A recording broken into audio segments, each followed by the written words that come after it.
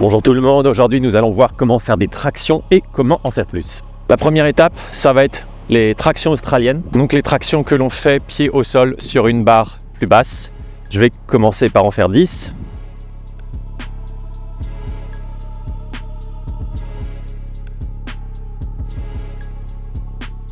Donc ces tractions sont super pour commencer et pour se créer une base.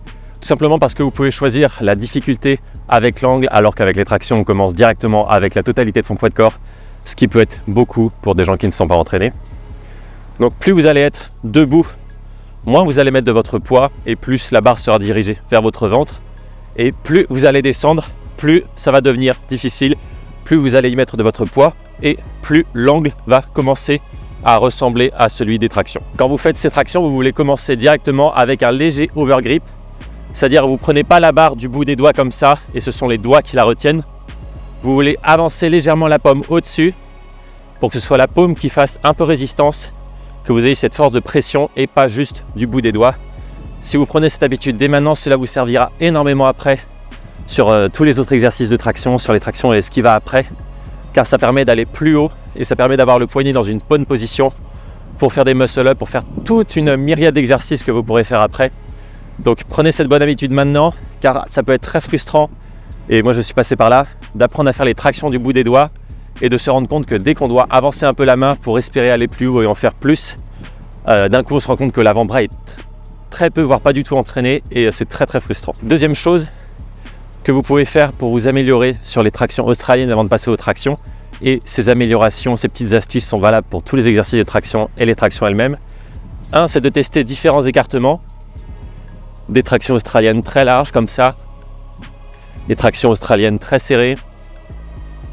Vous pouvez aussi varier les grips. Par exemple, là on est en pronation, vous pouvez faire supination, c'est-à-dire paume vers vous. Vous prenez la barre par-dessous et vous allez sentir que ça fait plus intervenir les biceps. Pareil, vous pouvez également varier les écartements. Vous pouvez aussi faire, voilà, vous mettre entre les barres et faire en prise neutre comme ça, si jamais vous avez des petites douleurs au poignet. Une autre chose que vous pouvez faire, c'est varier le rythme d'exécution. Par exemple, et c'est le rythme qui est le plus efficace pour progresser vite, c'est de faire la montée explosif et de faire la descente contrôlée. Explosif, contrôler la descente. Ça marche très bien sur toutes sortes d'exercices pour gagner rapidement en force, gagner rapidement en nombre de répétitions. Mais au tout début, vous voulez commencer par les faire proprement, avec une grande amplitude de mouvement. Dès le début, faites-les avec la plus grande amplitude possible, bras tendus, hop, et la barre vous touche et vous essayez de coller les omoplates derrière. Construisez dès maintenant des bonnes habitudes et voilà, ça va se transmettre à vos capacités athlétiques et à toutes sortes de choses. Les tractions sont le meilleur exercice pour le dos au poids de corps, un des meilleurs exercices au monde tout court. Il se transmet à une variété de disciplines athlétiques, de sports. En parallèle de ces petites tractions australiennes, ce qui est bien de faire, si vous n'êtes pas trop lourd, bien sûr, auquel cas il faut d'abord gérer ce rapport force-poids, c'est d'apprendre à se suspendre, tout simplement. Donc dans l'idéal, essayez de trouver une barre, si vous êtes très débutant, ou que vous êtes un peu lourd, vous avez des petits problèmes de genoux, essayez de trouver une barre où vous n'avez pas besoin de sauter trop haut. Si vous n'avez aucun problème pour sauter, allez-y. En général, ça fait un petit peu peur aux débutants de sauter et s'accrocher. Donc dans l'idéal, une barre où vous pouvez juste vous mettre sur la pointe des pieds et vous suspendre, toujours en essayant de mettre les paumes légèrement au-dessus. On va se suspendre un petit peu comme ça, 30 secondes.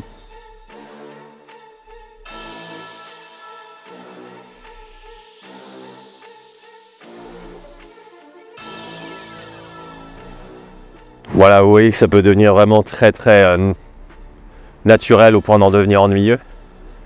Mais c'est vraiment excellent pour vos épaules. Les 2/3 des problèmes d'épaule pourraient être évités juste en se suspendant régulièrement. Pour vous forger à ça, surtout si vous avez beaucoup de mal au début, essayez de le faire 3 ou 4 fois par jour, plutôt qu'en essayant de tenir jusqu'à ce que ça tire et que vous soyez obligé de lâcher, de serrer les mains le plus fort possible, quitte à ce que ça vous fasse tenir moins longtemps, mais vous construirez comme ça plus rapidement vos capacités à vous suspendre.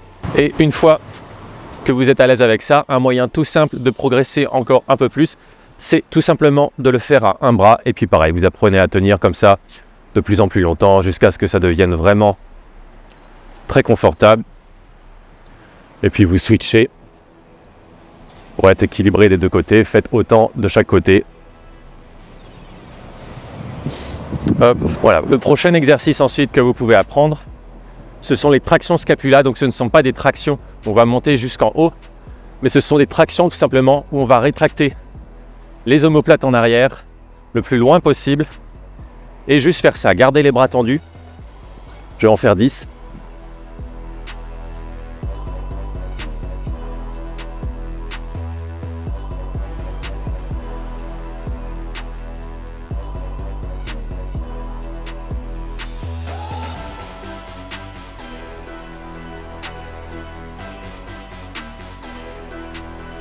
Voilà, c'est un exercice mine de rien assez méconnu, mais qui donne une excellente base. Par exemple, si vous voulez faire plus tard des muscle-up, même pour vos tractions, ou si vous voulez faire des keeping pull-up au CrossFit, ça va énormément vous protéger des chocs du retour.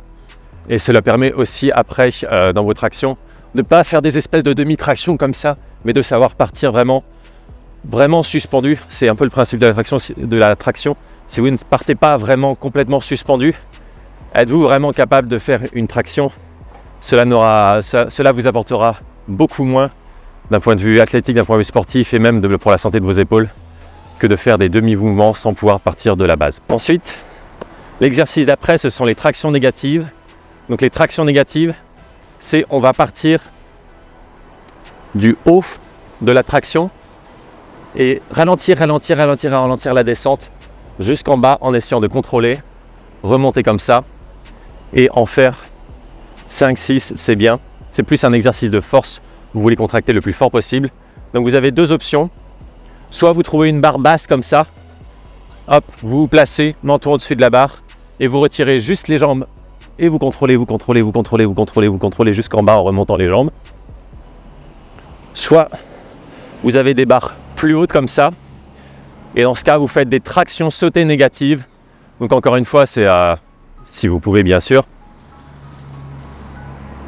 Hop, et vous contrôlez jusqu'en bas. On va en faire encore 4.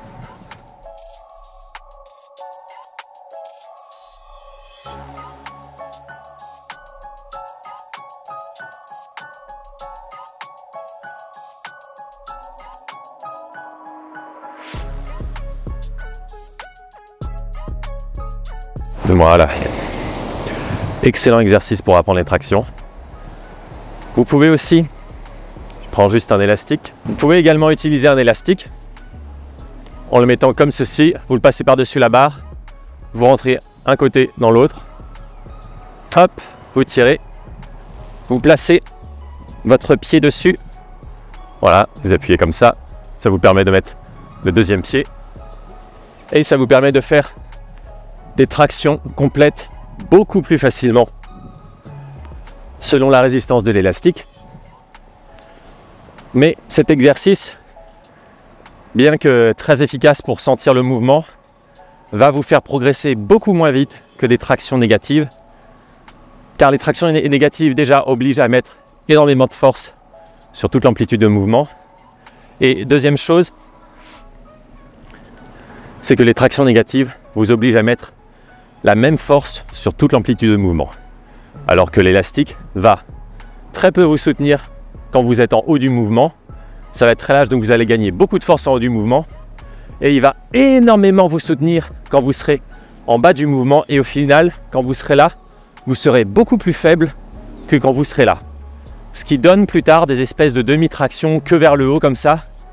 Ce qui est voilà, immensément dommage pour vos gains de force, vos gains musculaires, vos capacités athlétiques, votre système nerveux, la santé de vos épaules, tout ce qui rend les tractions si merveilleuses. Vous le perdez un peu.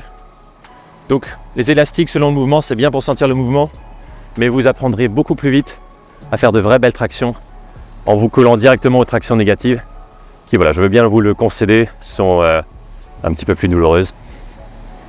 Et une fois que vous savez faire 5-6 tractions négatives, en sentant que vous avez suffisamment de force pour arrêter la descente à n'importe quel endroit, si vous êtes capable de vous arrêter là, de vous arrêter là, de vous arrêter là, de vous arrêter là, sans problème, vous n'aurez aucun mal à faire une traction positive. On va en faire 10.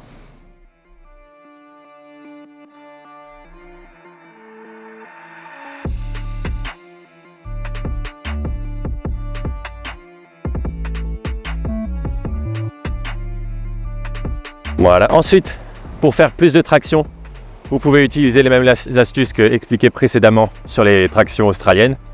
Varier différents écartements, différents grips, pronation, supination, neutre. Vous pouvez aussi en faire sur les abdos, ça permet d'avoir une plus grande amplitude de mouvement. Vous pouvez aussi varier le rythme, faire exactement ce que j'ai fait tout à l'heure, c'est-à-dire vous faites la montée explosif et vous redescendez lentement et etc. Une chose que j'ai oublié aussi pour les tractions australiennes, mais qui permet d'apprendre à faire comme ça plus de traction assez rapidement, et c'est une très bonne méthode aussi pour gommer les points faibles, c'est mettons que vous puissiez faire à ce moment-là soit 8 tractions ou 8 tractions australiennes, et qu'après vous soyez mort, vous ne puissiez plus faire la 9e. Au lieu d'en faire 8, vous allez en faire 7, et à la 7e, vous allez, on va dire, tenir 5 secondes en haut, 5 secondes à mi-course, 5 secondes un petit peu avant d'être complètement relâché. Voilà, faites votre dernière répétition comme ça, et vous allez gagner, vous allez voir très vite en force et très vite aller plus loin qu'en essayant d'arracher une dernière à chaque fois. Et voilà, je vous laisserai essayer, ça marche très très bien. Ensuite, pour en faire plus, vous pouvez essayer d'en faire plus directement dans la séance, plus de répétitions d'affilée, plus de séries de répétitions dans la séance. Essayez d'en faire plus dans la semaine tout simplement, plus de séances de traction, ou même dans la journée, si vous avez une barre de traction chez vous, que vous passez régulièrement dessous, ou sur le chemin du travail. Voilà, essayez d'en faire plus dans la journée, plus vous en faites, plus vous pouvez en faire. C'est le moyen bête et méchant pour progresser. Un autre moyen, c'est de gagner en grip. À la fin de la série de traction, vous vous suspendez, vous apprenez à vous suspendre à un bras. Vous verrez que ça va aussi beaucoup vous faire progresser. Mais le moyen est de loin le plus efficace pour progresser en traction, pour pouvoir en faire plus, c'est de devenir plus fort, tout simplement. La force est la qualité physique qui renvoie au plus d'autres qualités physiques, c'est-à-dire que si vous gagnez en force, vous gagnerez aussi énormément en endurance musculaire. Et l'inverse n'est pas forcément vrai. Enfin, l'inverse c'est vrai, mais n'est pas aussi vrai. Voilà, on va prendre un petit poids de 20 kg. Donc évidemment, vous ne voulez pas commencer une fois que vous savez faire quelques tractions en rajoutant 20 kg. Commencez avec 2, 3, puis 5, puis 7, puis 8. Voilà, soit vous prenez une chaîne comme ça en rajoutant des petits poids, ou alors une veste lestée. La chaîne permet de mettre beaucoup plus de poids que les vestes lestées qui en général sont limitées à 15 ou 20 kg. Alors que les chaînes, vous pouvez se mettre sans problème 150 kg si vous voulez, si vous êtes ce genre de monstre. Là, on va juste en faire quelques-unes à 20.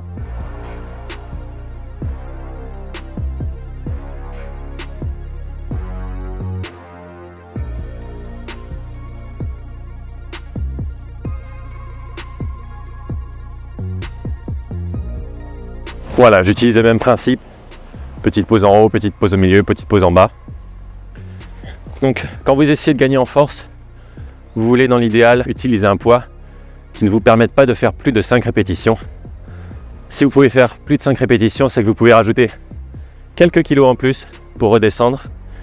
Entre ces séries de 3 à 5 répétitions, vous voulez prendre des pauses, même de 2 à 5 répétitions, vous voulez prendre des pauses assez longues, entre 3 et 5 minutes avant de recommencer. Faire 4 séries comme ça, c'est un excellent moyen de gagner beaucoup de force. Là, je mets que 20 kg. Personnellement, je peux en mettre 63, non 67 maintenant. Vous pouvez considérer que vous êtes vraiment fort en traction lestée quand vous pouvez mettre la moitié de votre poids de corps. Car à partir du moment où vous pouvez mettre au moins la moitié de votre poids de corps sur 2 ou 3 tractions, les exercices de Thierry tels que les muscle-up deviennent extrêmement fluides, extrêmement faciles en fait. Vous n'avez même plus vraiment besoin de vous soucier de la technique. À partir du moment où vous pouvez mettre la moitié de votre poids de corps sur une traction, les muscle-up vont se faire tout seuls. Vous allez monter tellement vite, tellement haut que la transition va être super facile. J'ai eu plus de mal à apprendre à faire 5-6 tractions qu'apprendre à faire des tractions avec plus de 60 kg. Le plus dur est toujours au début, apprendre à faire le mouvement complètement, parfaitement. Et puis une fois que vous savez le faire, vous avez juste à le faire plus souvent vous rajoutez progressivement des petits poids. Vous savez le faire, donc c'est plus de la répétition, un rajout de poids très progressif. Donc voilà, les débuts sont toujours les plus difficiles. Et à partir du moment où vous arrêtez jamais, vous verrez que voilà, gagner 40 kg sur vos tractions lestées vous demandera bien moins d'efforts que juste apprendre vos premières tractions. Voilà, on a appris à faire des tractions et appris à en faire plus. Si vous avez des commentaires, n'hésitez pas à les mettre sous la vidéo. Si vous avez des demandes pour de futures vidéos, n'hésitez pas non plus à me les donner. Et moi, je vous souhaite une bonne journée.